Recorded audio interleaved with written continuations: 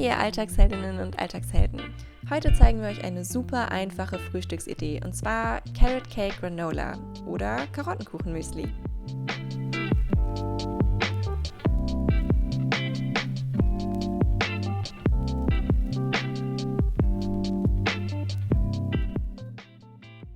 Dafür brauchen wir zuerst natürlich einmal Karotten. Für ein Blech Granola haben wir hier ca. 2 mittelgroße Karotten verwendet. Die werden dann erstmal fix geschält und dann könnt ihr sie entweder mit einer Reibe klein raspeln oder in kleineren Stücken in einem Zerkleinerer kurz mixen, bis ihr feine Karottenstückchen rausbekommt.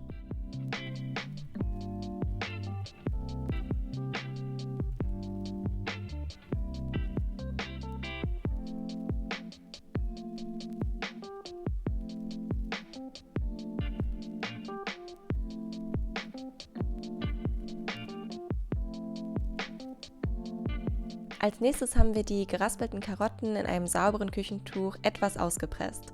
Das müsst ihr nicht extra machen, hilft aber dabei, dass euer Müsli noch knuspriger wird. Denn je weniger Flüssigkeit die Karotten enthalten, desto knuspriger werden sie später im Ofen. Jetzt könnt ihr ruhig schon mal euren Ofen auf 180 Grad Ober- und Unterhitze vorheizen, denn als nächstes vermischen wir alle Zutaten.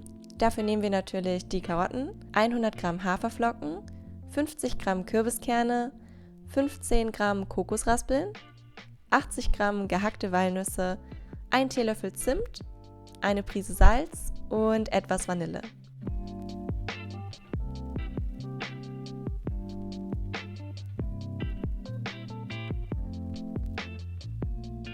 Das wird einmal gut umgerührt und dann kommen, je nachdem wie süß ihr es mögt, noch 50 bis 60 Gramm Ahornsirup und 1 Teelöffel geschmolzenes Kokosöl hinzu.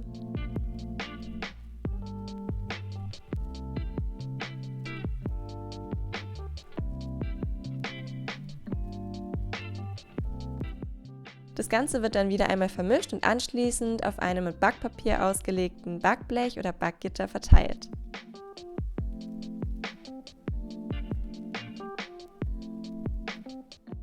Übrigens könnt ihr die einzelnen Zutaten für euer Granola natürlich auch variieren. Nehmt zum Beispiel einfach die Nüsse und Kerne, die ihr am liebsten mögt und schmeckt auch ruhig die Süße vor dem Backen einmal ab.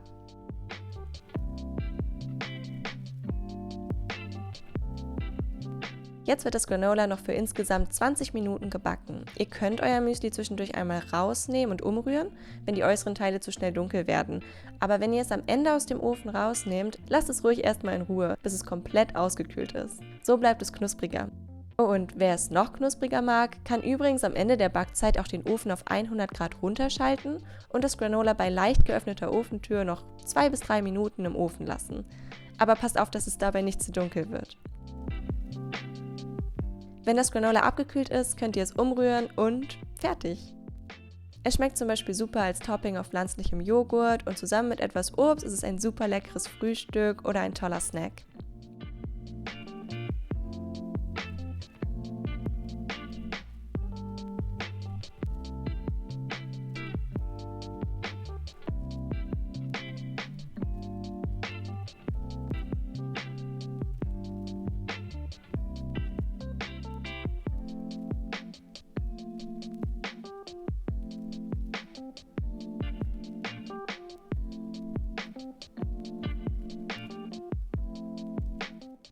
Aufbewahren könnt ihr das Granola für mindestens eine Woche luftdicht verschlossen in einem sauberen Glas und falls es mit der Zeit doch ein wenig an Knusprigkeit verlieren sollte, könnt ihr es sogar bei 150 Grad Umluft für ca. 2 bis 3 Minuten ganz leicht nochmal anrösten. Wir hoffen, euch hat das Video gefallen. Wenn ihr mögt, schaut doch gerne auf Pandus oder auch auf meinem Instagram-Kanal vorbei. Gebt uns gerne Feedback und bis dahin, bis zum nächsten Mal. Tschüss!